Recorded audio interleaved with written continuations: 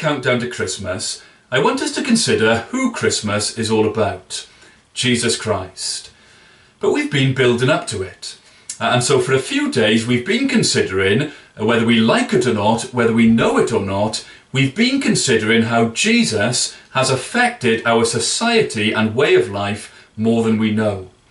And today I want us to think about the liberation Jesus brought to women. Now that might surprise you. You might be of the view that Christianity and conservative views of marriage are the problem. Jesus said this about marriage. Have you not read that he who created them from the beginning made them male and female, and said, therefore a man shall leave his father and his mother and hold fast to his wife, and the two shall become one flesh. So they are no longer two, but one flesh. What therefore God has joined together, let not man separate. New Testament teaching is very clear. Sex belongs in marriage. And now that doesn't sound like the liberating stuff of the 1960s. But I read an article recently about how well before that decade, a theme of many traditional folk songs in the past is women being taken in by men, and loss of reputation was not the issue. That came second to being left pregnant. In a world of no contraception, it was only a woman who, after an encounter, could be left alone and pregnant. Let me read this to you from a journalist who is not a Christian, but is making the point that the ethic of no sex outside of marriage was revolutionary and pro-women.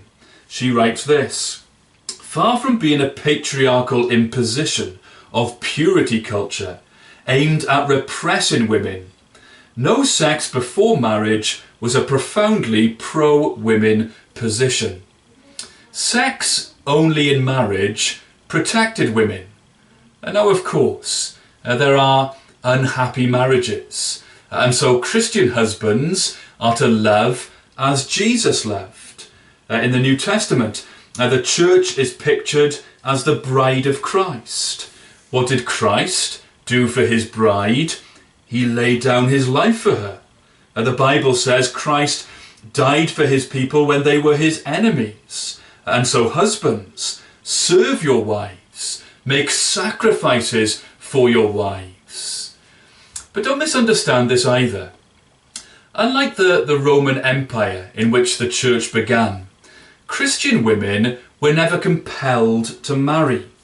Caesar Augustus fined widows who failed to marry within 2 years.